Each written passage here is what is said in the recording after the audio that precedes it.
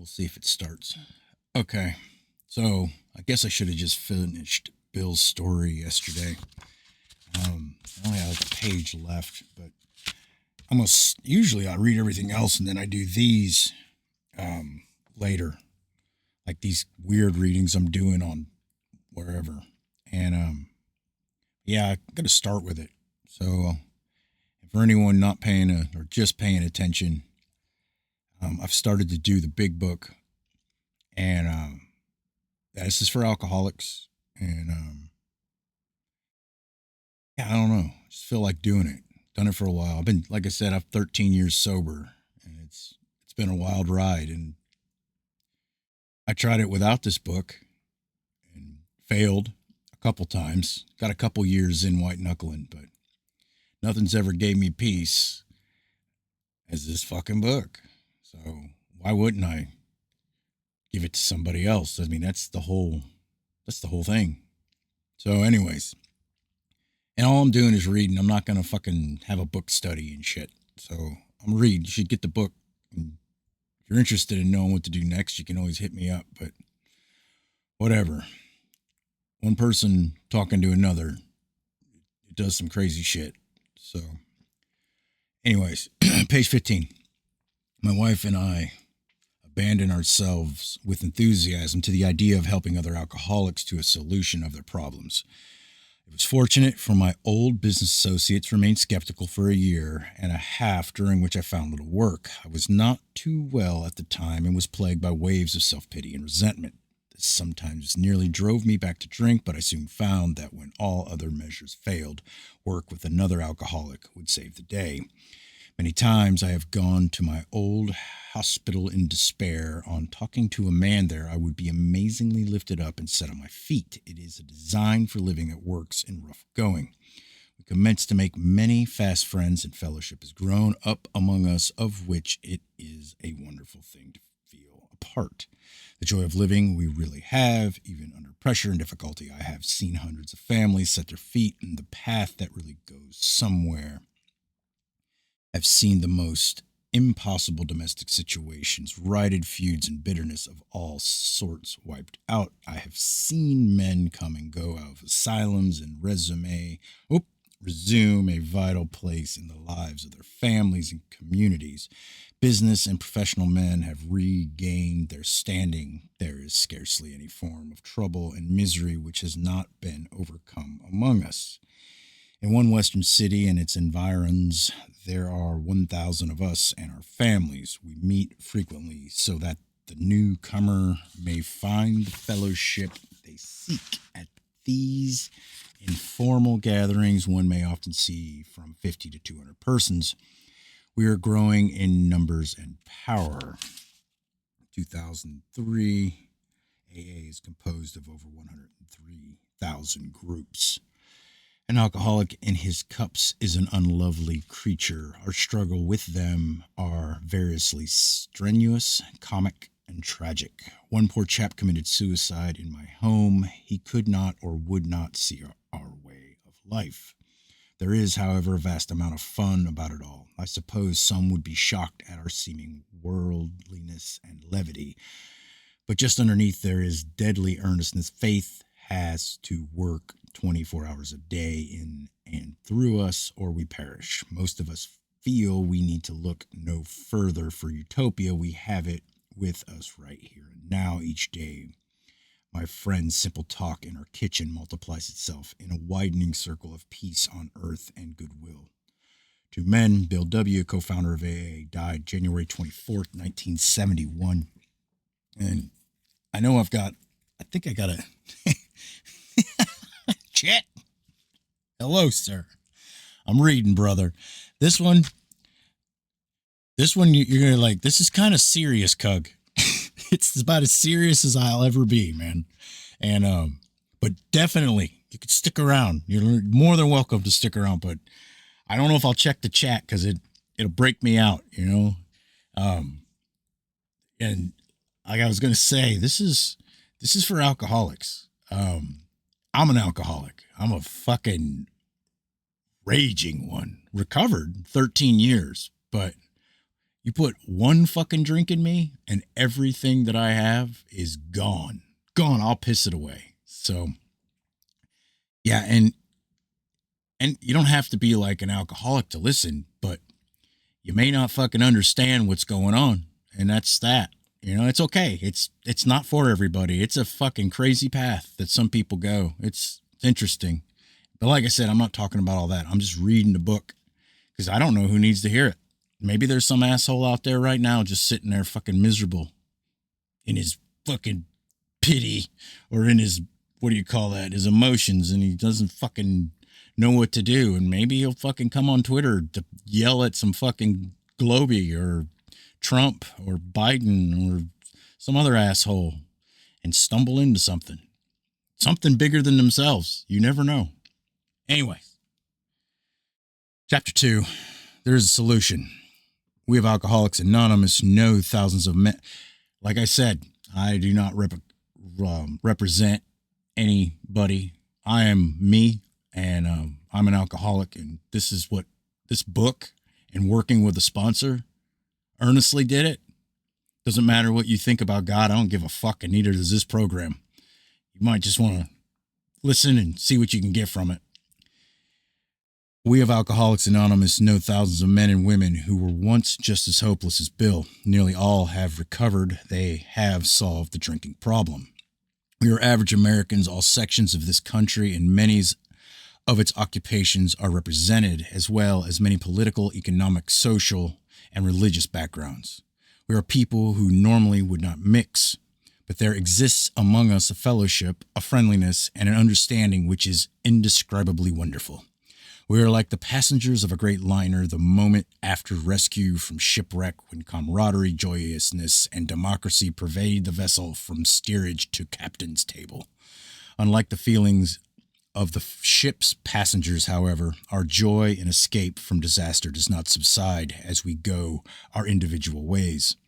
That feeling of having shared in a common peril is one element in the powerful cement which binds us.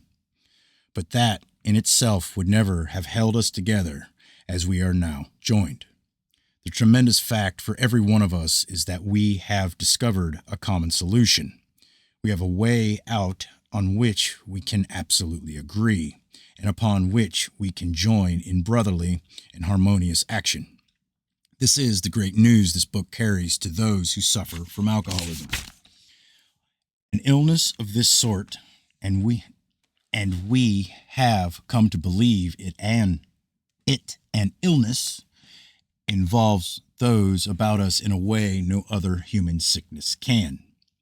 If a person has cancer, all are sorry for him and no one is angry or hurt.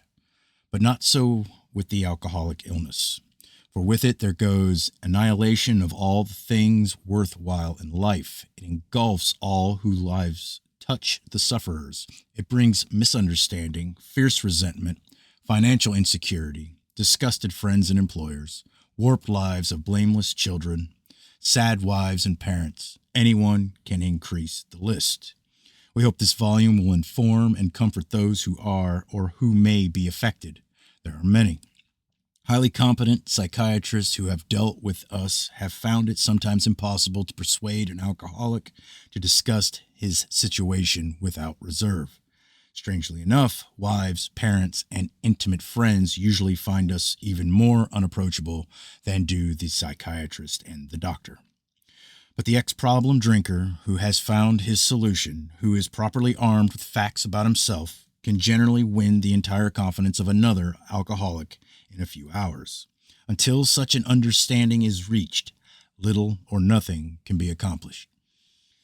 That the man who is making the approach has had the same difficulty, that he obviously knows what he is talking about, that his whole deportment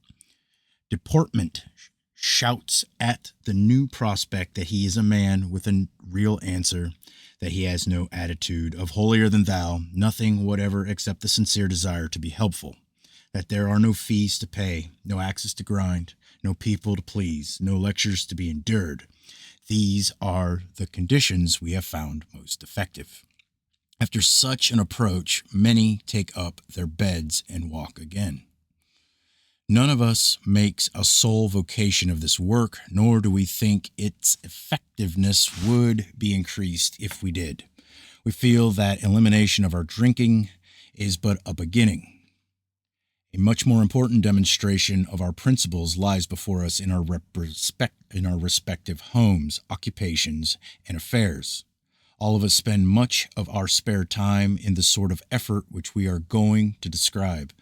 A few are fortunate enough to be so situated that they can give nearly all their time to the work. If we keep on the way we are going, there is little doubt that much good will result, but the surface of the problem would hardly be scratched. Those of us who live in large cities are overcome by the reflection that close by hundreds are dropping into oblivion every day. Many could recover if they had the opportunity we have enjoyed. How then shall we present that which has been so freely given to us? We have concluded to publish an anonymous volume setting forth the problem as we see it. We shall bring to the task our combined experience and knowledge. This should suggest a useful program for anyone concerned with a drinking problem. Of necessity, there will have to be discussion of matters medical, psychiatric, social, and religious. We are aware that these matters are, from the very nature, controversial. Nothing would please us so much as to write a book which could contain no basis for contention or argument. We shall do our utmost to achieve that ideal. Most of us sense that the real tolerance of other people's shortcomings and viewpoints and a respect for their opinions are attitudes which make us more useful to others. Our very lives as ex-problem drinkers depend upon our constant thought of others and how we may help meet their needs. You may already have asked yourself why it is that all of us become so very ill from drinking. Doubtless, you are curious to discover how and why, in the face of expert opinion to the contrary, we have recovered from a hopeless condition of mind and body. If you are an alcoholic who wants to get over it, you may already be asking, what do I have to do? It is the purpose of this book to answer such questions specifically. We shall tell you what we have done. Before going into a detailed discussion, it may be well to summarize some points as we see them. How many times people have said to us, I can take it or leave it alone, why can't he? Why don't you drink like a gentleman or quit? That fellow can't handle his liquor. Why don't you try beer and wine? Lay off the hard stuff. His willpower must be weak. He could stop if he wanted to. She's such a sweet girl. I should think he'd stop for her sake. The doctor told him that if he ever drank again, it would kill him. But there he is, all lit up again. Now, these are commonplace observations on drinkers which we hear all the time. Back of them is a world of ignorance and misunderstanding. We see that these expressions refer to people whose reactions are very different from ours. Moderate drinkers have little trouble in giving up liquor entirely if they have good reason for it. They can take it or leave it alone. Then we have a certain type of hard drinker. He may have the habit badly enough to gradually impair him physically and mentally. It may cause him to die a few years before his time. If a sufficiently strong reason, ill health, falling in love, change of environment, or the warning of a doctor becomes operative, this man can also stop or moderate, although he may find it difficult and troublesome and may even need medical attention. But what about the real alcoholic? He may start off as a moderate drinker. He may or may not become continuous hard drinker. But at some stage of his drinking career, he begins to lose all control of his liquor consumption once he starts to drink. Here is the fellow who has been puzzling you, especially in his lack of control. He does absurd, incredible, tragic things while drinking. He is a real Dr. Jekyll and Mr. Hyde. He is seldom mildly intoxicated. He is always more or less insanely drunk. His disposition while drinking resembles that his normal nature but little.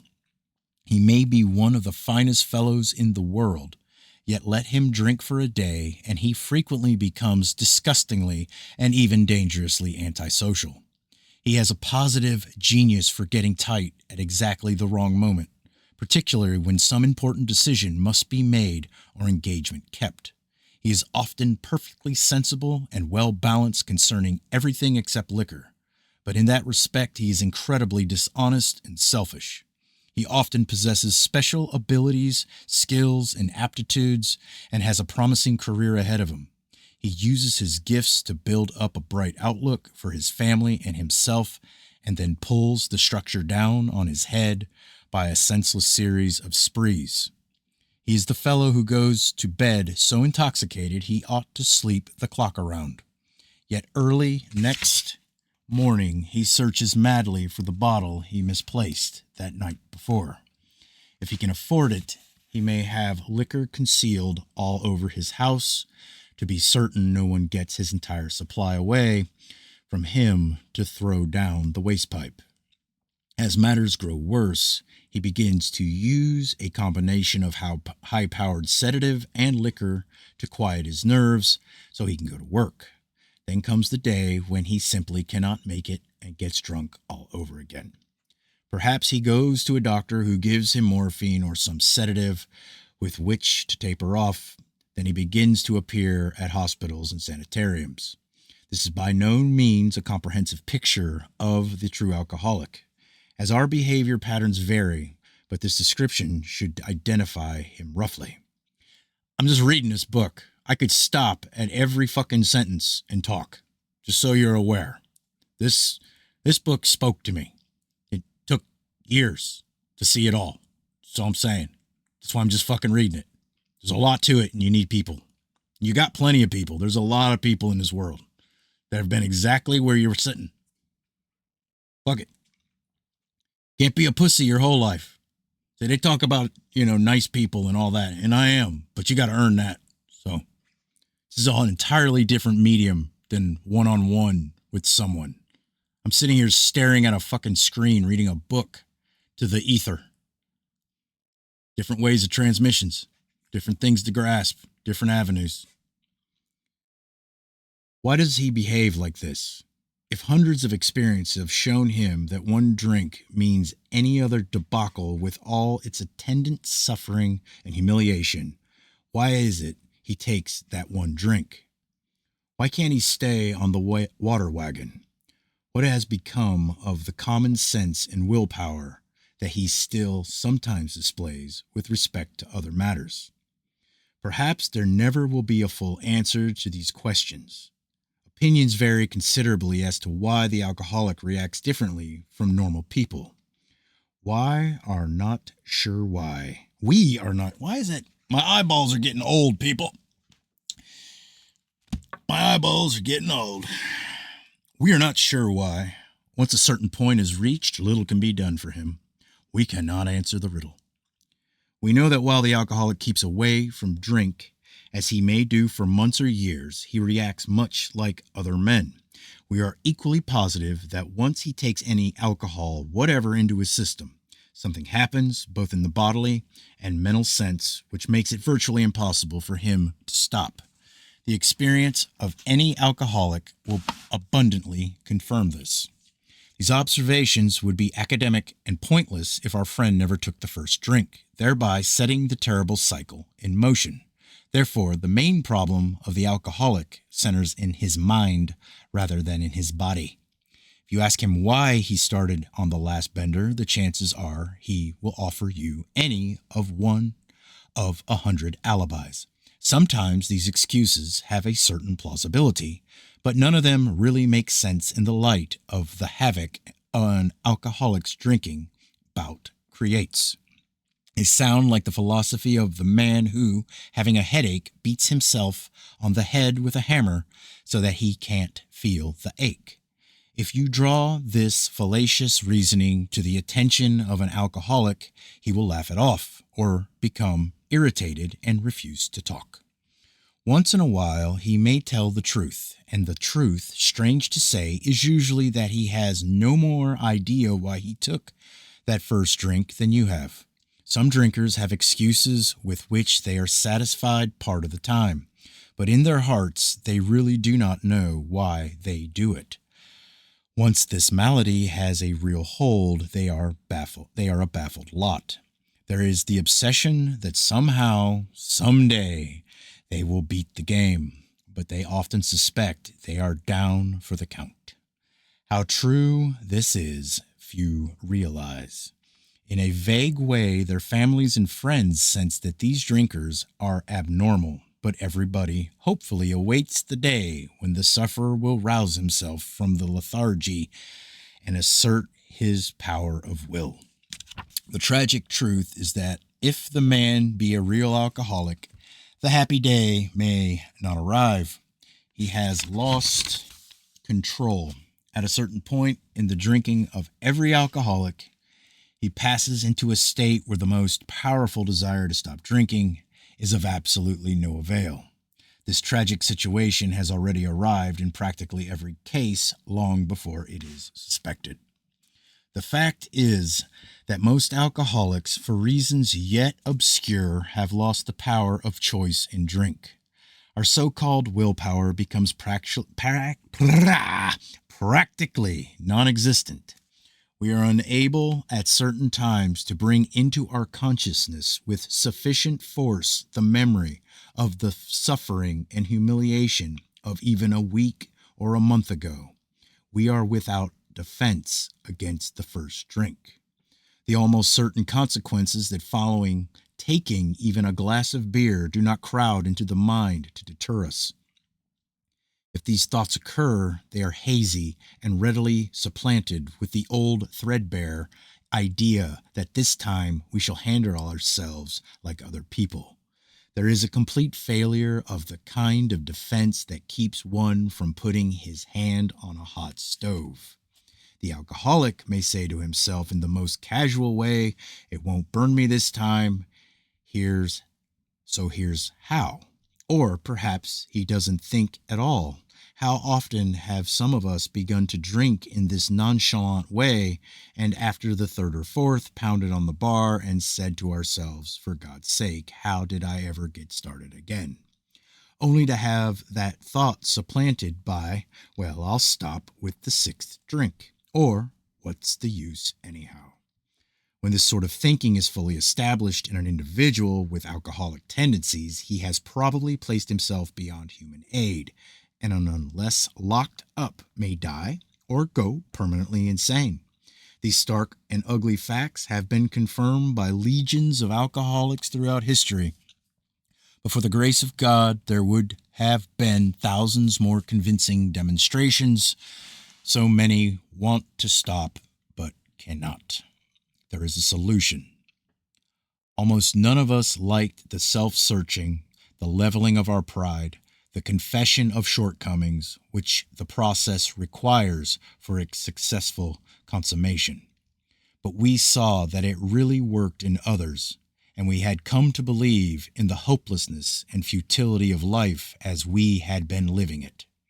When therefore we are approached by those in whom the problem had been solved, there was nothing left for us but to pick up the simple kit of spiritual tools laid at our feet.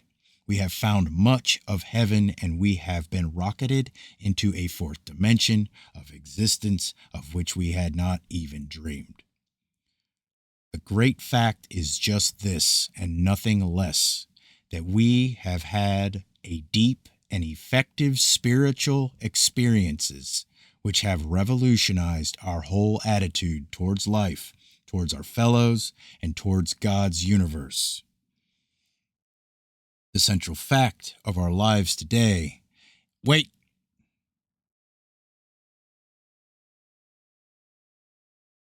Fully explained, Appendix 2, Spiritual Experiences. I'll go read that. It's important. Maybe not a lot of people know what a fucking experience is. Spiritual experience.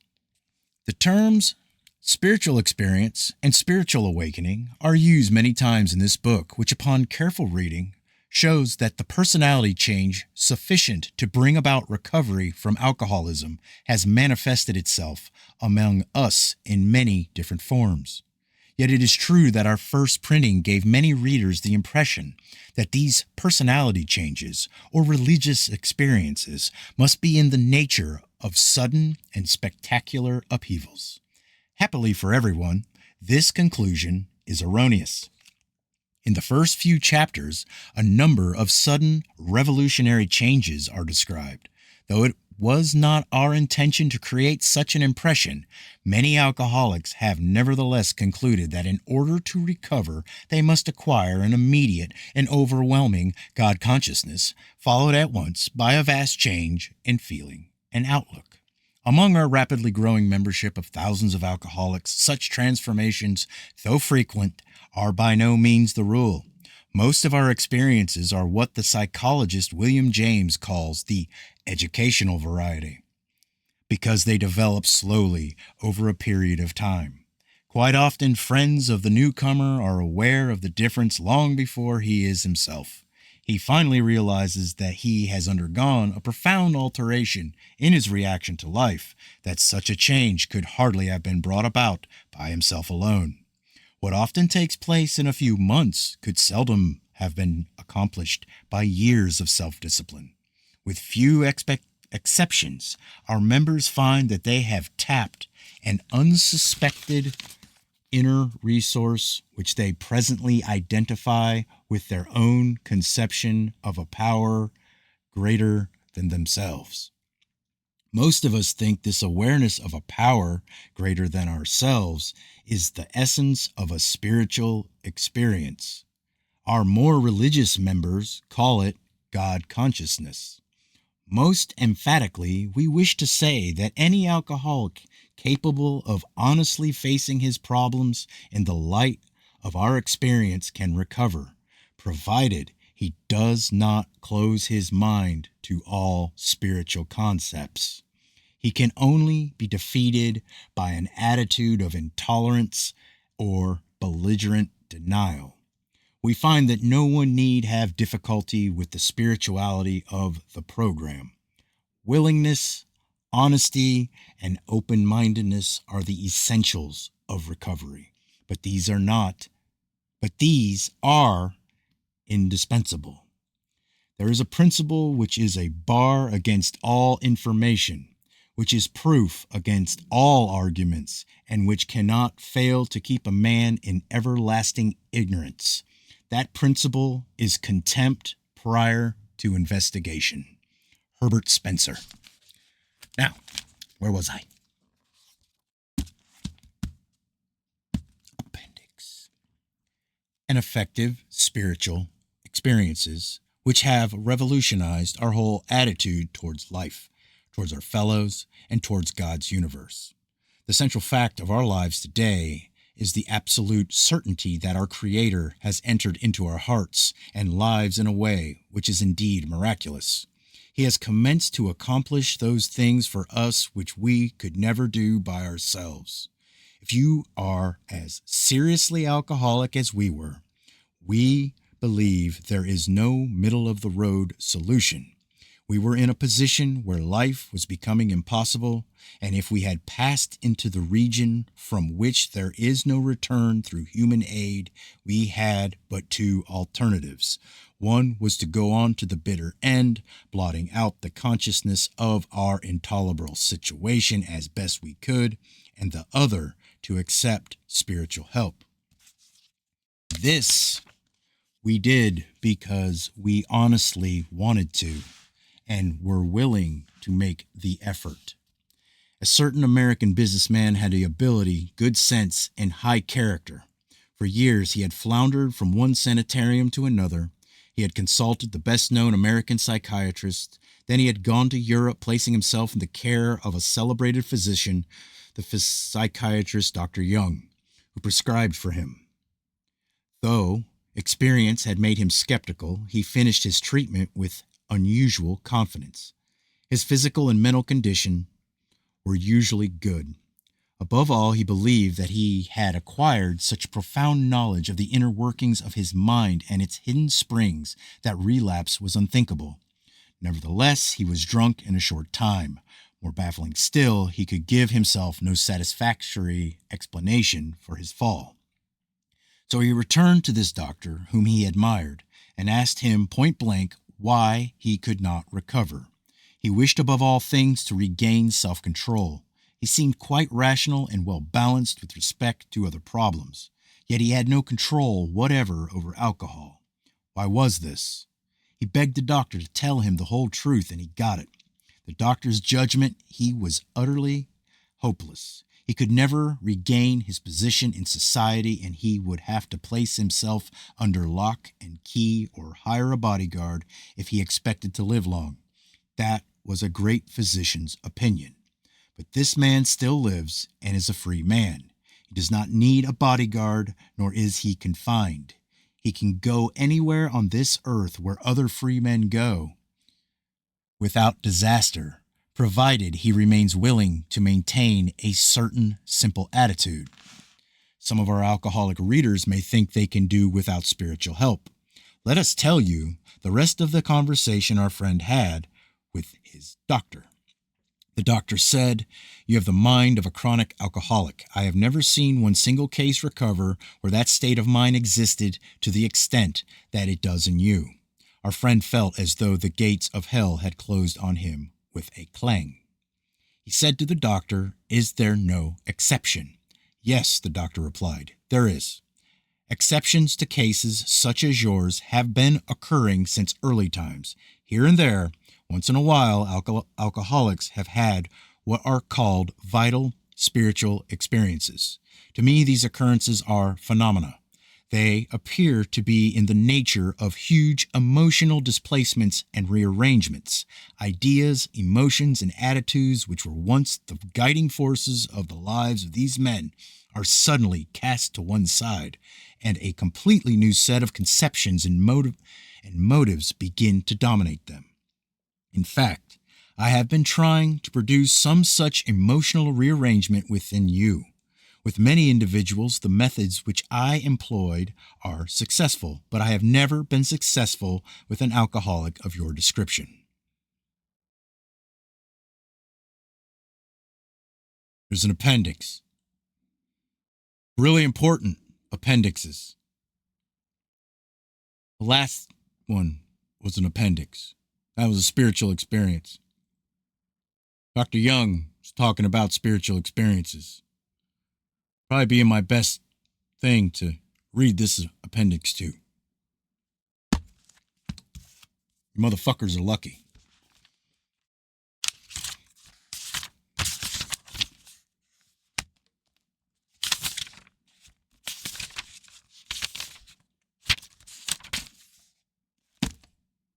Wait. It says see appendix 2.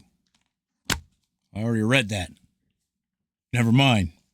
We'll keep going. Upon hearing this, our friend was somewhat relieved, for he reflected that after all he was a good church member. This hope, however, was destroyed by the doctor's telling him that while his religious convictions were very good, in his case they did not spell the necessary, vital spiritual experience. Here was the terrible dilemma in which our friend found himself when he had the extraordinary experience which, as we have already told you, made him a free man. We, in our turn, sought the same escape with all the desperation of a drowning man. What seemed at first a flimsy reed has proved to be the loving and powerful hand of God. A new life has been given to us, or, if you prefer, a design for living that really works. The distinguished American psychologist William James, in his book Varieties of Religious Experience, indicates a multitude of ways in which men have discovered God. We have no desire to convince anyone that there is only one way by which faith can be acquired. If what we have learned and felt and seen means anything at all, it means that all of us, whatever our race, creed, or color, are the children of a living Creator with whom we may form a relationship upon simple and understandable terms as soon as we are willing and honest enough to try. Those having religious afflictions will find here nothing disturbing to their beliefs or ceremonies. There is no friction among us There is no friction among us over such matters. We think it no concern of ours what religious bodies our members identify themselves with as individuals. This should be an entirely personal affair which each one decides for himself in the light of past associations or his present choice. Not all of us join religious bodies, but most of us favor such memberships. I don't. In the following chapter, there appears an explanation of alcoholism as we understand it. Then a chapter addressed to the agnostic. Many who once were in this class are now among our members. Surprisingly enough, we find such convictions no great obstacle to a spiritual experience. Further on, clear-cut directions are given showing how we recovered. These are followed by 42 personal experiences. The personal experiences is page 166 plus. I'm only going to read 164. That's the meat and potatoes. The rest is extra gravy. Each individual in the personal stories described in his own language and from his own point of view the way he established his relationship with God. These give a fair cross-section of our membership and a clear-cut idea of what has actually happened in their lives. We hope no one will consider these self-revealing accounts in bad taste.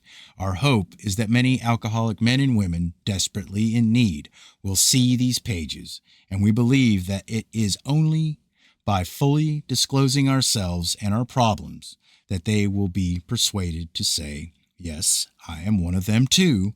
I must have this thing."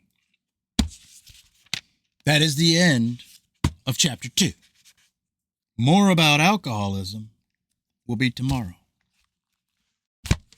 You ain't got to believe in God. You ain't got to believe in shit right now. Don't worry about all that. I'm going to look at this chat because there's some shit going on. If there's a question, it needs to be in all caps. Anybody. All caps. It's not in all caps. I'm assuming you don't want to ask shit. You're just talking, which is completely cool because I'm going to read it and I'll probably fucking skim it and say something. But hold on. Let me shut this off